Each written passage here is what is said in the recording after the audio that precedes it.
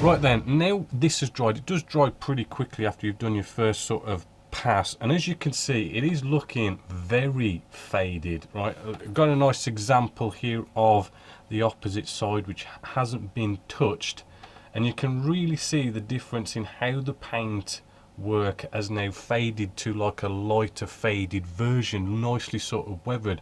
Now, depending on what level you want your model to be weathered depends upon how many times you sort of go over this. Right, I've just done this the first time, and some people might be happy with that level of fading. Right, and that's absolutely fine. Me, I'm going, as I've already mentioned, I'm going for a bit more of a not so weathered tank, a tank that hasn't been out on exercise all day or all week or month. You know, I'm going for something a bit more lighter, because I want to sort of teach a bit more of a lighter sort of way of doing things, because it is a different way of doing things. So I'm going to give this another pass. So again, you know, by the way, periodically you want to be making sure your paintbrush is clean, so I'm just sort of cleaning it now and then, right? Getting your paintbrush sort of nice and moist. Right, we're going to sort of pass over this again. This time round I'm going to sort of streak down, right, because I'm sort of cleaning this up a little bit more, and what's possibly going to happen is by going down we could potentially end up making some nice interesting light streaks, which is a nice little bonus to doing the fading. We're also fading it, but we can potentially end up making some streaking effects, just light ones, not the big ones I'm going to show you in a bit, but nice light streaks, which is quite cool.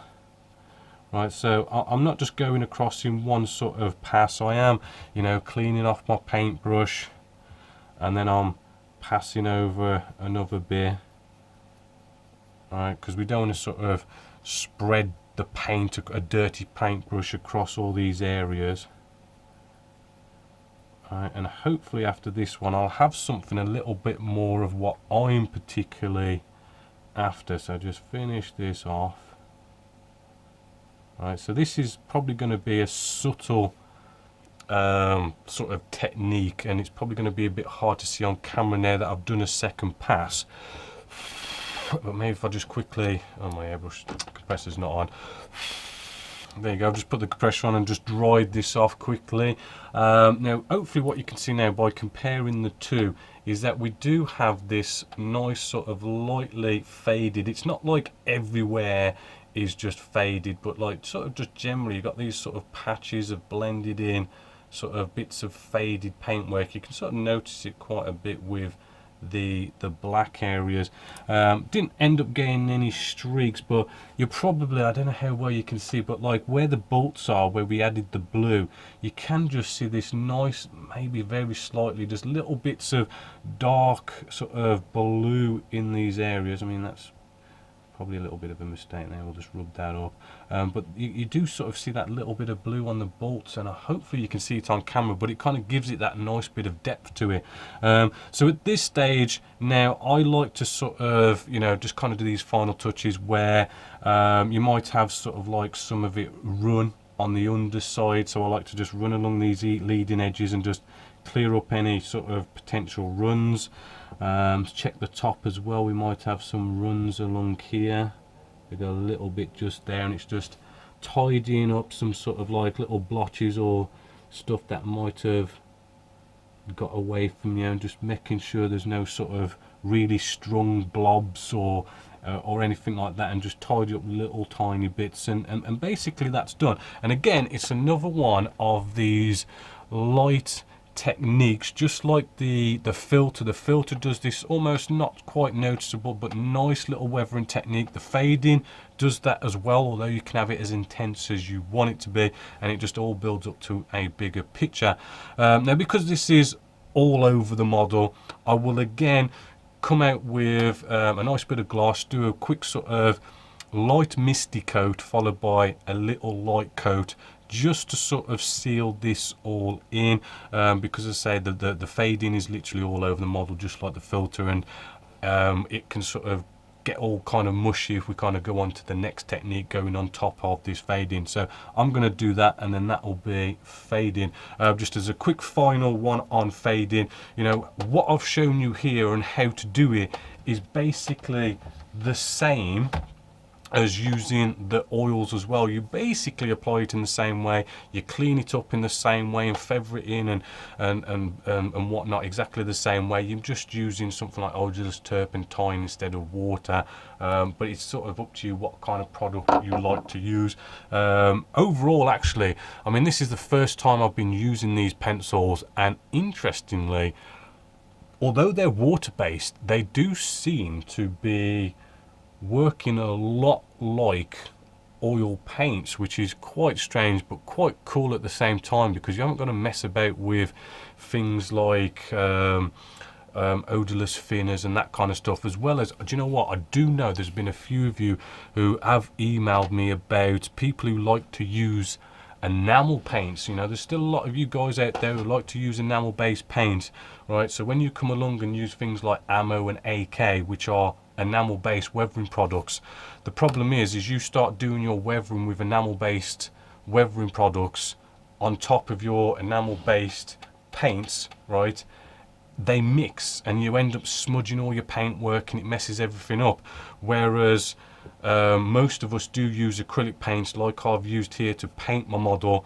So when I come along and use oil based weathering products, it's like oil to water, they don't mix. We can put thinners on top of our paintwork because it's, you know, acrylics with enamel based paint, enamel based weathering products, and they don't mix. It's like oil to water. So this is quite interesting for you guys who do like to use enamel based paints to paint your models. You know, going off and having a water based weathering product is potentially something you guys would like, and I'm quite liking them myself. Actually, I'm not noticing a major difference, and according to these pencils as well, if we look on the back, you can do things like streaking effects, rust effects, smoke and greasing effects, lighting and shading surfaces, dust and mud, color transitions, deep chipping surface. I mean, it just goes on. They're literally saying that you can potentially do anything and everything with them, but we will see. But so far, fading seems to work quite well with these. While things are just drying over here, we're going to just jump into the tracks. And this is a bit of a simple one. What I'm going to do is I am going to prime it with some rust primer, which is Meng 2006. Really good primers. They're like a polymer type primer, and it's just all about being a good primer for paint. But what you can also do, which is what I'm going to do with this one, is, as you can see, I've already primed it. Nice simple bit of spraying, but I'm actually going to come back to the colour, right, and actually use it to paint it as well. Right, so I've just primed it, and I'm going to make sure I've got a nice good solid coverage, and this is the colour that we're actually going to use. Now with this stuff as well, you can get away with actually just pouring it in neat. It's kind of a nice consistency to spray, but if you wanted to thin it down, just use some of like Ammo's thinners or homebrew thinners to thin them down.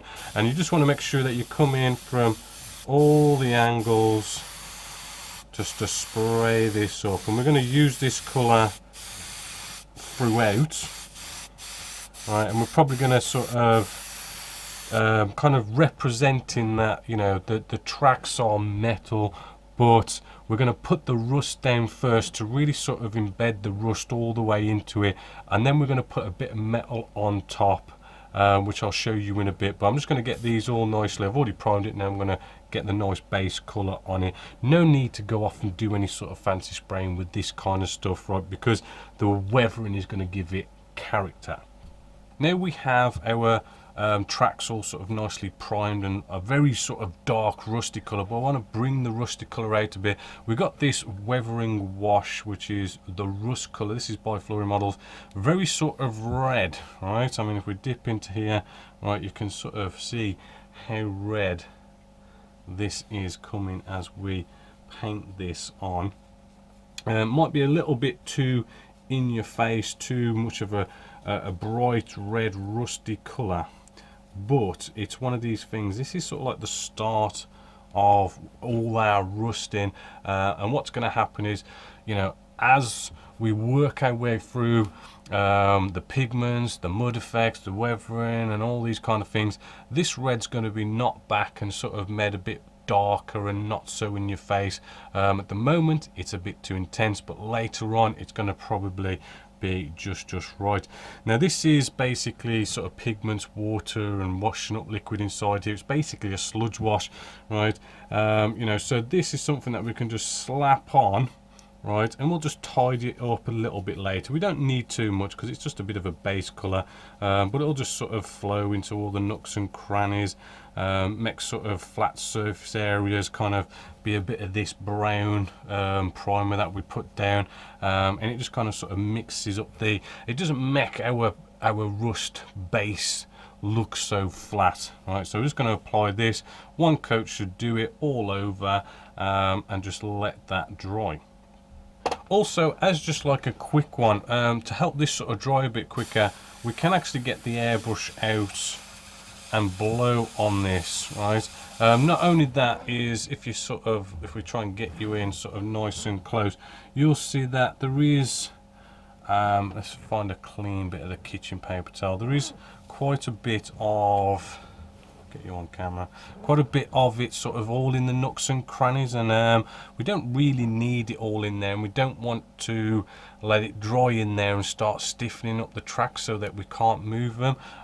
It really doesn't matter, just to quickly sort of blow through this, and you can sort of blow out the majority of this wash that's sort of built up in the nooks and crannies, and you can sort of see how it's splattered out the sides just there, and it's still all there looking good and all over. You just don't need that much on there, and it just helps speed up the drying time as well, because you'll be waiting for ages because it's all gone into the nooks and crannies. It'll take forever to dry. Also, just to also note, I haven't put a gloss coat down on our tracks. I just put the primer on. I didn't put a gloss coat on because when it comes to these kind of washes that flurry models do, when any sort of, you know, wash where it's just pigments and water, right, if you've got a gloss coat, you're going to be able to wipe away the pigments easier in the cleanup stage.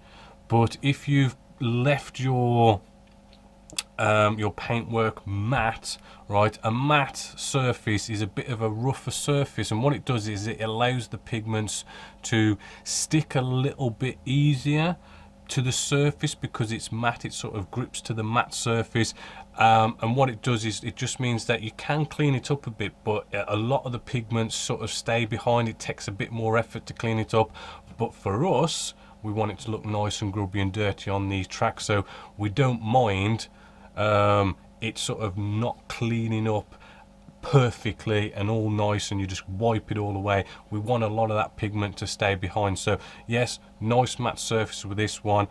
Just blow out all the big blobs of wash that's got stuck in the nooks and crannies, speed things up, and I'll show you the next bit. Now it's all dry, as you can just see just here. Now hopefully, because we've kind of sprayed it and we've helped dry it a bit, you can also see that by spraying it, it kind of splutters it about a bit and it gives a bit of a pretty pattern to it as well. Right, now with the cleanup stage, we're not really going to do much, right? We're going to sort of just let that sort of pattern sort of stay there.